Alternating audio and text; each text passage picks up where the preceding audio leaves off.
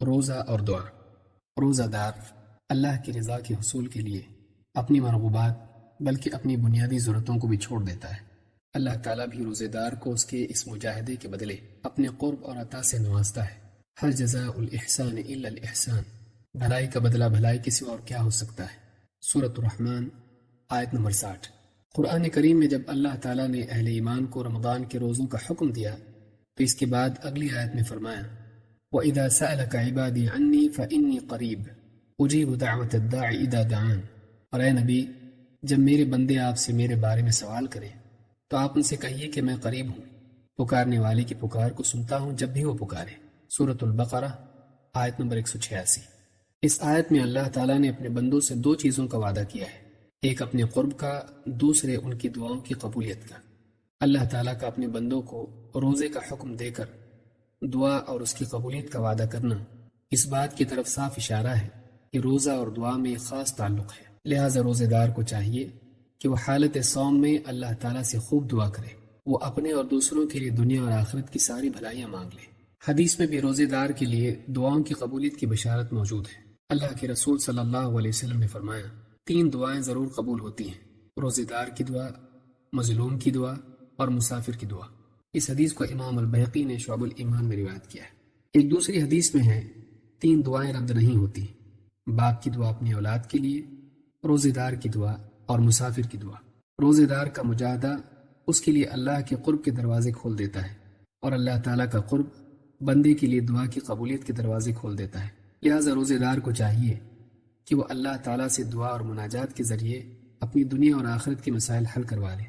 پھر یہ بھی ایک حقیقت ہے کہ روزے میں بھوک پیاس کی شدت سے آدمی کا نفس کمزور ہو جاتا ہے اور دل بھی نرم ہو جاتا ہے، لہٰذا اللہ کے آگے رونا گڑ گڑانا روزے کی حالت میں اور بھی آسان ہو جاتا ہے۔ اس لیے روزے دار کو چاہیے کہ اللہ سے قرب کے اس موقع کو ضائع نہ کرے اور فضولیات میں وقت برباد کرنے کی بجائے کچھ لمحات اپنے رب کے آگے آہوزاری میں بھی صرف کرے۔ دعا نہ صرف اپنی ضروریات کی پورا کرنے کا ذریعہ ہے بلکہ اللہ کی محبت کے حصول اور اپنی عبدیت کی تجدید کا بھی ذریعہ ہے۔ حدیث میں روزہ دار کے علاوہ مظلوم کی دعا کی قبولیت کا بھی ذکر ہے۔ اللہ کے نبی صلی اللہ علیہ وسلم نے حضرت معاذ بن جبل رضی اللہ تعالیٰ عنہ کو اس بارے میں خاص نصیحت کی تھی۔ آپ نے فرمایا مظلوم کی بد دعا سے بچ، اس لیے کہ اس کی بد دعا اور اللہ کے درمیان کوئی حجاب نہیں ہوتا۔ اس حدیث کو امام البخاری اور مسلم نے روایت کیا ہے۔ یہ معاملہ اتنا سنگین ہے کہ اگر ایک مظلوم کافر بھی ہو اور وہ کسی ظالم مسلمان کے خلاف اللہ کو پکارے تو اللہ تعالیٰ اس کی پکار کو بھی سنتا ہے۔ آپ صلی اللہ علیہ وسلم نے فرمایا مظلوم کی بد دعا سے بچو، خواہ وہ کافر ہی کیوں نہ ہو، اس لیے کہ مظلوم کی دعا اور اللہ کے درمیان کوئی حجاب نہیں ہوتا۔ اس حدیث کو امام احمد نے اور امام ابو یعلا نے روایت کیا ہے۔ اسی طرح باپ کی دعا اولاد کے حق میں اور مسافر کی دعا بھی اللہ تعالیٰ ضرور قبول فرماتا ہے۔ دعا خود ہی ایک اعلیٰ ترین عمل ہے، پھر جب یہ دعا اللہ کی خاطر روزہ رکھ کر بھوک پیاس کی حالت میں ہو تو اس کا شرف اور قبولیت کا امکان اور بھی بڑھ جاتا ہے۔ اللہ کے نبی صلی اللہ علیہ وسلم نے فرمایا اللہ کے نزدیک دعا سے بڑھ کر شرف والی کوئی چیز نہیں۔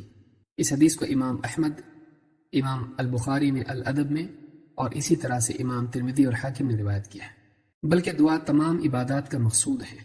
جتنی بھی عبادات ہیں ان میں بندہ اپنے حال اور اپنے مقال سے اللہ کے تقرب اور اس کی عطا ہی کا طلبگار ہوتا ہے۔ آپ صلی اللہ علیہ وسلم نے فرمایا سب سے افضل عبادت دعا ہے۔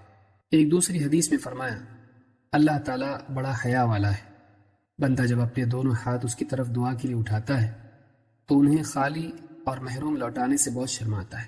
اس حدیث کو امام احمد، ابو داؤد، ترمذی، ابن ماجہ اور حاکم نے روایت کیا ہے۔ اللہ سے دعا نہ کرنا پست ہمتی کی بدترین صورت ہے۔ آدمی اللہ تعالیٰ سے مانگنے سے بھی عاجز ہو جائے تو یہ عاجزی اور ذلت کی حد ہے۔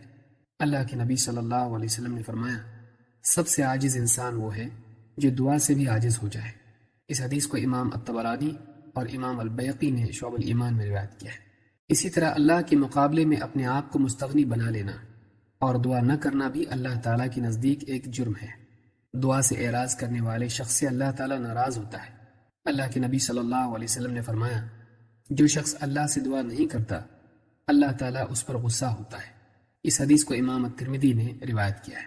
ان تمام باتوں کا خلاصہ یہ ہے کہ روزے دار کی دعا اللہ کے نزدیک مقبول ہوتی ہے، لہٰذا ایک روزے دار کو دعا میں کوتاہی نہیں کرنی چاہیے۔ بلکہ اس موقع سے فائدہ اٹھا کر اللہ سے اپنے اور دوسروں کے لیے بلکہ پوری امت کے لیے خیر کی دعائیں کرنی چاہیے۔